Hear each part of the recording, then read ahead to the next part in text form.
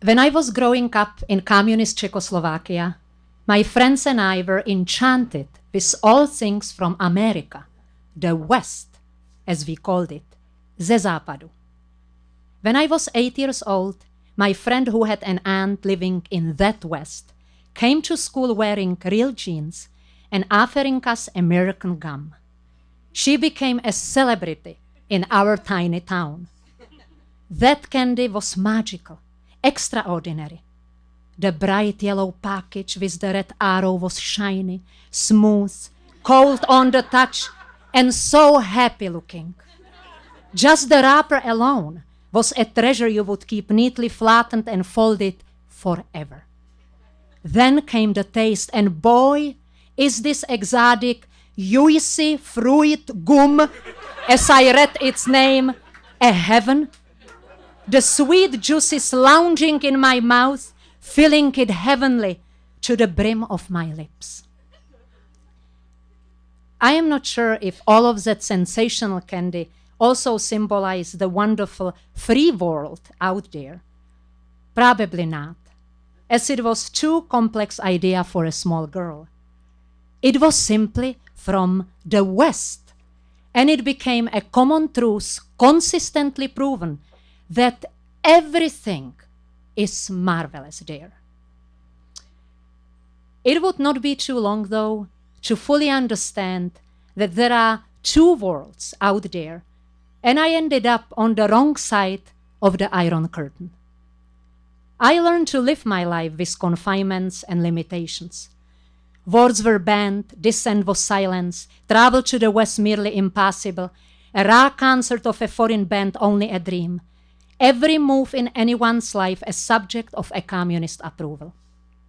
And there was persecution of my parents for the most innocent deeds, like my mom including an American spiritual song into a choir program. Someone got a wind of it and she was called on it. Her program censored for years to come, her classes observed often, her passport compromised. On a different occasion, my father wrote a letter to an editor commenting on an article opposing the Russian invasion, and it cost him his teaching job.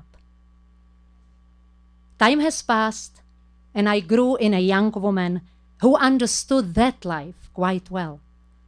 The West was out of my reach, and I was stuck deep in communism. But then, just like that, things start moving. Oppression becoming unbearable that even the most passive participant of the communist nonsense raises a head.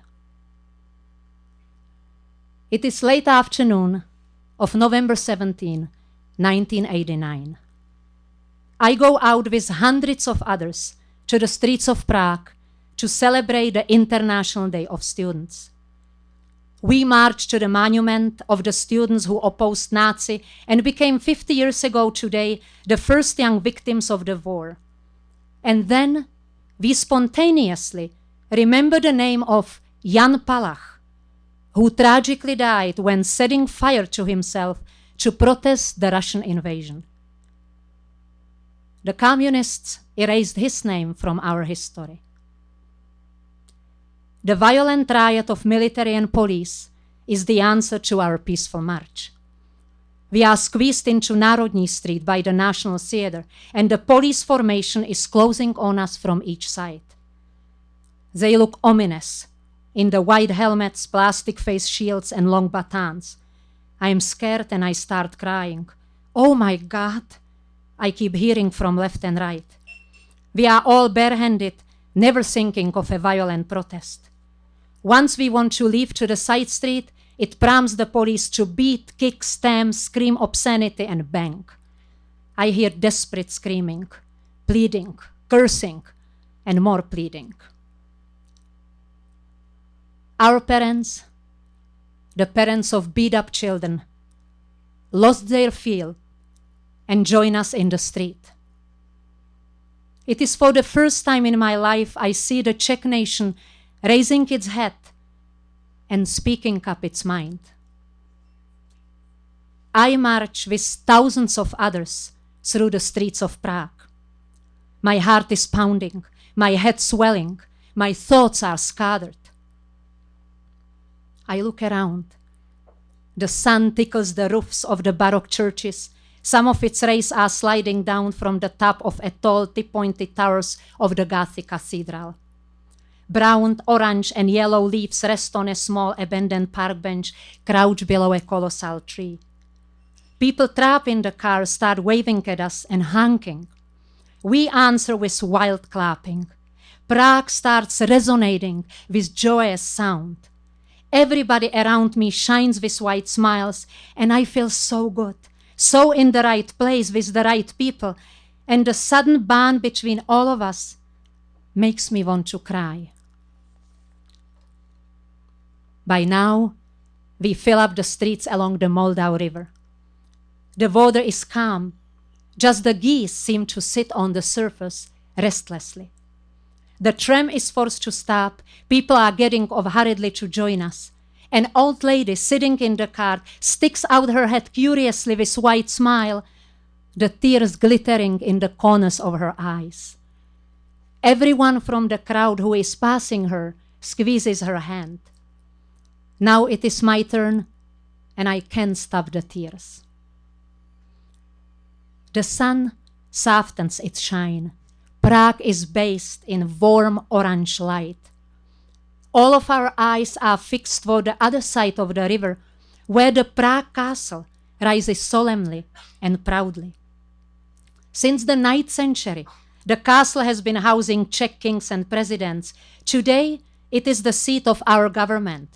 The spinal towers of the castle cathedral are stern, perfect, and maybe apprehensive. Inside are those whom we want to confront. By the time the sun departs, we reach the bridge leading directly to the castle. Police and army block the road. The government is taking some action. Patience and determination are our only weapons. We are peacefully dispersing. Prague is boiling. The restaurants, pubs, bars are full. I am joining hundreds of people in the streets, talking, laughing, singing, dancing, signing petitions, playing guitars, and mostly loudly debating. We all glow with optimism. Nobody is in a hurry anywhere. This is the place to be. This is what life is about. The next day, the crowd is bigger, and I am one of 100,000 people here. We are on the main square, braving the cold November day, ready to stand here forever. The speaker, one of our persecuted dissidents, announces that all of the factories are on strike. The crowd breaks into forceful clapping and shouting. I notice how the sky is blue today. The crowd falls quiet. Suddenly, somebody big voice shouts, "Svoboda!" There is a silence for 2 or 3 seconds. How many of us had never heard this word publicly? I feel pain in my chest from the surge of emotions, and before I know it, I join others in mightily shouting, "Svoboda! Svoboda! Freedom! Freedom!" We start walking toward the castle again, shouting that we want nothing more than freedom. It is late at night, and I can sleep, and who can? My friend and I are going out at 4 a.m. to buy the Young Frontier, Mladá Fronta newspaper. Prague is bubbling, steaming, the city is in a frenzy. The air smells sweet, and you can all drink and eat for free. Everyone is sharing. Everyone is offering. Everything is open 24 hours a day. Revolution does not know night or day. It is one big day that ends with achieving our goal. And I am tasting the life in paradise. If nothing else, these incredible moments have already made up for the years under the communist despotism. The sense of giving and sharing offers me a rare opportunity to experience that warm feeling of endless love for humanity. On day 3, the crowd is even bigger, with almost 500,000 people in the streets. We are in the Wenceslav Square again, and the communist vice president is trying to deliver a speech. All of a sudden, I hear a key chiming. Everybody pulls out their keys, and we all chime above our heads. The whole of Prague is chiming, and the politician cannot finish his address. We sing instead the Czech national songs. The days that follows are similar to each other. We gather in the square in even greater numbers, shouting, chiming, and singing our Czech national songs. There are many events I happily experience, and one of the episodes sticks clearly in my mind.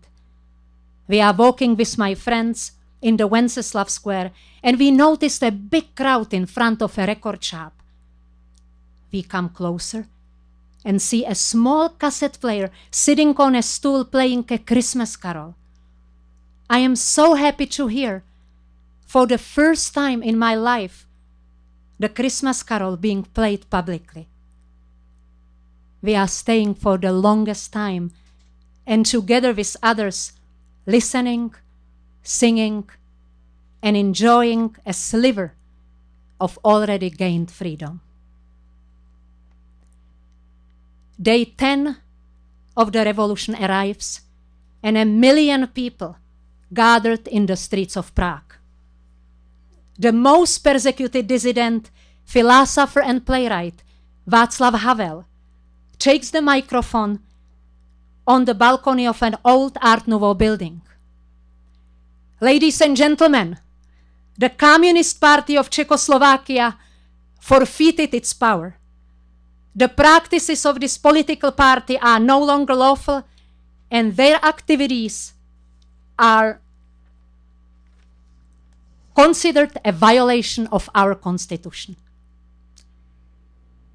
The Czech nation, no longer oppressed, starts crying tears of joy, tears of relief, tears of overwhelming feeling of freedom.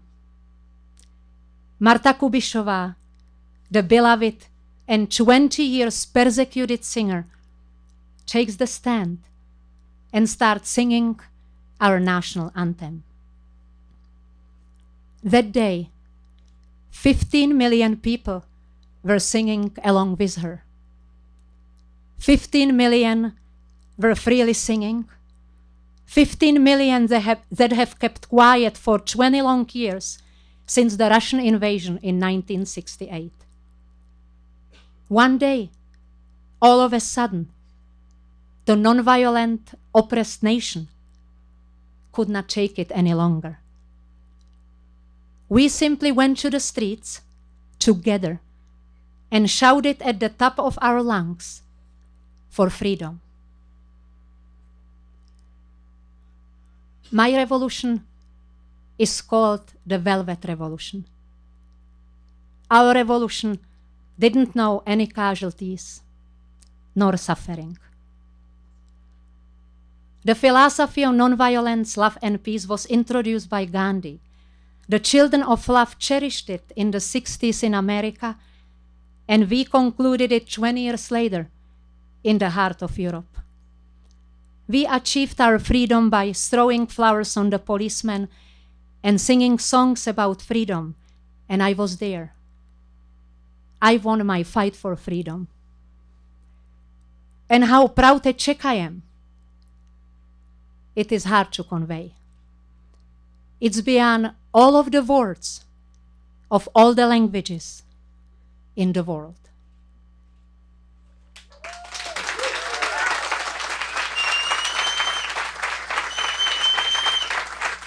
That was Marketa Hancova.